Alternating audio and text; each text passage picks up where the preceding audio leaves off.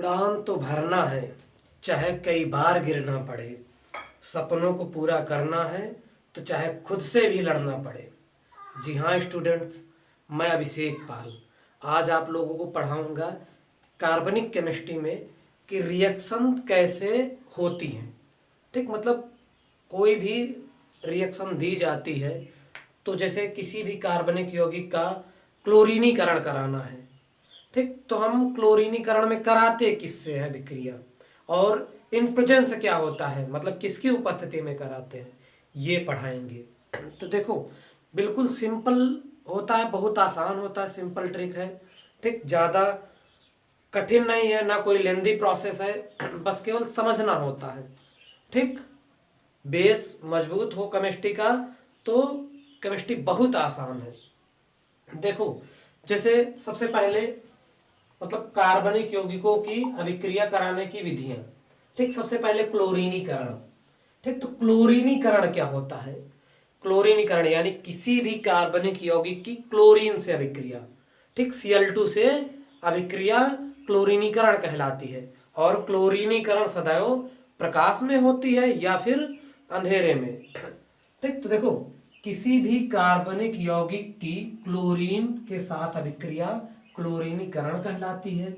यह अभिक्रिया सदैव प्रकाश में या अंधेरे में होती है।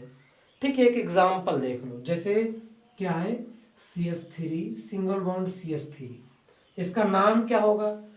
IUPAC नेम के अनुसार देखो, एक दो कार्बन से क्या होता है, एथ, सिंगल बॉन्ड है इसलिए एन, यानी इसका नाम क्या हो जाएगा, एथेन। अब क्लोरीनीकरण कराना है तो क्लोरीनीकरण सदैव क्लोरीन के साथ होता है और क्लोरीन मुक्त अवस्था में नहीं पाई जाती, इसलिए Cl2 के रूप में होती है।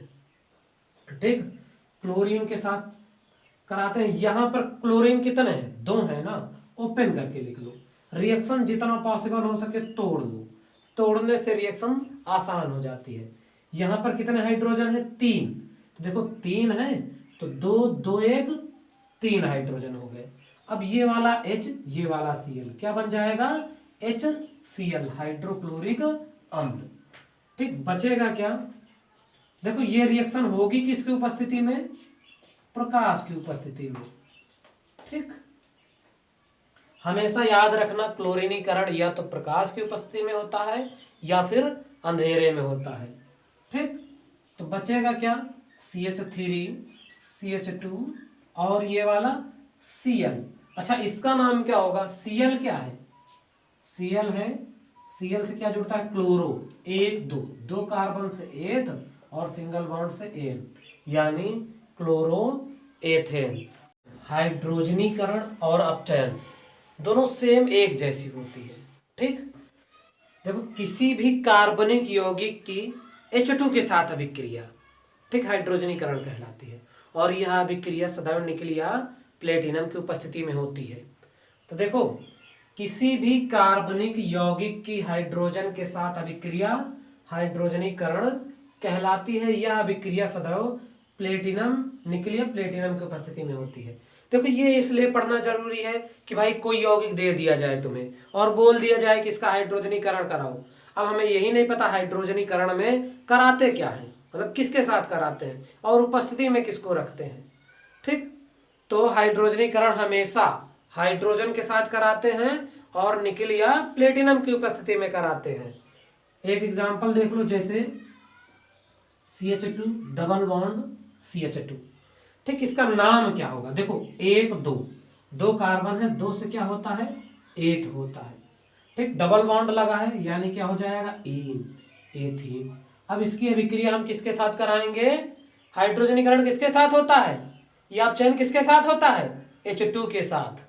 ठीक, तो इसकी अभिक्रिया H2 से करा दो और उपस्थिति में या तो निकिल रखेंगे या फिर प्लेटिनम रखेंगे। तो देखो यहां पर 2 हाइड्रोजन है, दोनों ओपन कर लो। ठीक, अब इसको गर्म कर दो, ये हीट का निशान होता है। ठीक, जब इसको गर्म करेंगे तो ये वाला बॉन्ड टूट जाएगा, ये बॉन्ड टूट जाएगा तो एक हाइड्रोजन इसके साथ हो जाएगा, एक हाइड्रोजन इसके साथ हो जाएगा, यानी CH, यहां पर 2 हाइड्रोजन है, एक और इसके साथ होगा ना, 2 1 कितने हो जाएंगे, 3। फिर सिंगल बॉन्ड, ये वाला CH, दो दो एक 3, यानी CH3 सिंगल बॉन्ड CH3 हो गया हाइड्रोजनीकरण। अब इसका नाम क्या होगा? देखो 1 2 2 कार्बन से होगा एथ, और ये सिंगल बॉन्ड है, सिंगल बॉन्ड से जुड़ता है एन, यानी क्या नाम हो जाएगा? एथेन। ठीक, देखो जलायोजन, जलायोजन का मतलब जल का योज, मतलब जल का योग करना, जलायोजन कहलाता है। किसी भी कार्बनिक यौगिक का जल के साथ योग जलायोजन कहलाता है। एग्जाम्पल देख लो, एक जैसे ये है CH2 डबल बॉन्ड CH2, ठीक, इसका नाम भी क्या होगा? 1 2 2 कार्बन से होता है एथ, और डबल बॉन्ड से इन, यानी क्या हो जाएगा? एथीन। ठीक, इसकी जल के साथ योग कराते हैं, यानी H2O। ठीक, देखो कोई भी रिएक्शन हो हम उसको तोड़ लेते हैं, तोड़ने से क्या होता है? रिएक्शन आसान हो जाती है, यानी H2O है तो इसको हम लिख सकते हैं HOH, यानी 2H 1 O H2O। अब देखो इसको गर्म करेंगे, गर्म करेंगे तो ये वाला बॉन्ड टूटेगा, तो ये हाइड्रोजन इसके साथ हो जाएगा और ये OH इसके साथ हो जाएगा, यानी CH यहाँ पर 2 है, एक और हाइड्रोजन मिल जाएगा, यानी 3 CH3, फिर ये सिंगल बॉन्ड, ये वाला CH2OH। ठीक, 1 2 2 कार्बन से होता है एथ, और सिंगल बॉन्ड से एन, और OH से क्या जुड़ता है? ऑल, यानी ये क्या हो जाएगा? एथेनॉल। ठीक, हो गया सिंपल जलायोजन। उसके बाद देखो निर्जलीकरण क्या होता है? जलायोजन का मतलब जल के साथ योग, और निर्जलीकरण का मतलब जल बाहर करना। ठीक, तो देखो किसी भी कार्बनिक यौगिक से जल बाहर निकालने की क्रिया निर्जलीकरण कहलाती है, और यह अभिक्रिया H2SO4 के साथ होती है। जैसे इसी का उल्टा एग्जाम्पल ले लो, जैसे एथिल अल्कोहल ले लो, CH3 CH2OH। ठीक, इसको गर्म कर दो, किसकी उपस्थिति में? H2SO4 की उपस्थिति में। ठीक, तो देखो यहां पर कितने हाइड्रोजन है? 3 3 है ना, तो ये 2 2 1 3 हाइड्रोजन हो जाएंगे, ये वाला H और ये वाला OH क्या बन जाएगा? H2O। ठीक, ये जल बाहर हो गया। ठीक, निर्जलीकरण में हमें जल ही बाहर करना होता है, जो बचा वो लिख लो। बचा क्या? देखो देखो ये CH2 और ये CH2, यानी क्या बचेगा? CH2 और CH2। ठीक, अब यहां पर बॉन्ड देखो कितने होंगे। कार्बन के साथ अधिकतम कितने बॉन्ड होते हैं? 4। ठीक, तो ये कार्बन कार्बन के साथ 2 हाइड्रोजन है। ठीक, और एक ये बॉन्ड है, 1 2 1 3, कितने बचे? 1, तो यानी एक बॉन्ड और हो जाएगा CH2 और डबल बॉन्ड CH2। ठीक, ये क्या होता है? 2 कार्बन है, 2 से एथ और डबल बॉन्ड से इन, यानी क्या हो जाएगा? एथीन। अब नेक्स्ट एग्जांपल नाइट्रीकरण। देखो नाइट्रीकरण, नाइट्रीकरण क्या होता है? मतलब किसी भी कार्बनिक यौगिक की नाइट्रिक अम्ल के साथ अभिक्रिया नाइट्रीकरण कहलाती है। और नाइट्रिक अम्ल क्या होता है? HNO3, और जानते हो यह अभिक्रिया हमेशा सांद्र सल्फ्यूरिक अम्ल की उपस्थिति में होती है। ठीक, तो किसी भी कार्बनिक यौगिक की HNO3 के साथ अभिक्रिया नाइट्रीकरण कहलाती है। यह अभिक्रिया H2SO4 की उपस्थिति में होती है। ठीक, एग्जाम्पल देख लो, देखो CH3, ठीक, और CH3, ठीक, इसकी अभिक्रिया कराएंगे HNO3 के साथ। ठीक, अब देखो यहां पर कितना हाइड्रोजन है? 3। ठीक, ओपन कर लो, 2 2 1 3 हाइड्रोजन हो गए। यहां पर O कितने हैं? 3, तो ये 2 2 1 3 O हो गए। ये वाला H, ये वाला H, ये वाला O, क्या बन जाएगा? H2O। ठीक, H2O, और बचेगा क्या? ये CH3 CH2 और ये वाला NO2। ठीक, CH3 CH2 और NO2। ठीक, देखो इसका नाम क्या होगा, ये NO2 लगता है तो हम इसका नाम पहले लिखते हैं, पहले यानी नाइट्रो। ठीक, एक दो, दो कार्बन से होता है एथ और सिंगल बॉन्ड से एन, नाइट्रो एथेन। ठीक, और इसी तरह विहाइड्रोजनीकरण। विहाइड्रोजनीकरण का मतलब क्या होता है, हाइड्रोजन गैस को बाहर करना। ठीक, किसी भी कार्बनिक यौगिक से हाइड्रोजन निकालने की क्रिया विहाइड्रोजनीकरण कहलाती है। ठीक, इसमें क्या होता है, कार्बनिक यौगिक को गर्म करते हैं और हाइड्रोजन गैस बाहर निकलता है। ठीक, एग्जाम्पल में CH3, ठीक, और CH2OH।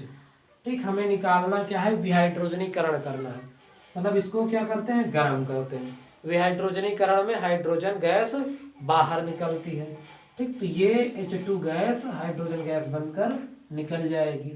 ठीक, अब बचेगा क्या, ये वाला CH3 और ये सिंगल बॉन्ड C, ये H, ये O, एक दो, दो कार्बन से क्या होगा, एथ और सिंगल बॉन्ड से एन जुड़ता है और CHO से अल, यानी क्या बन जाएगा, एथेनल।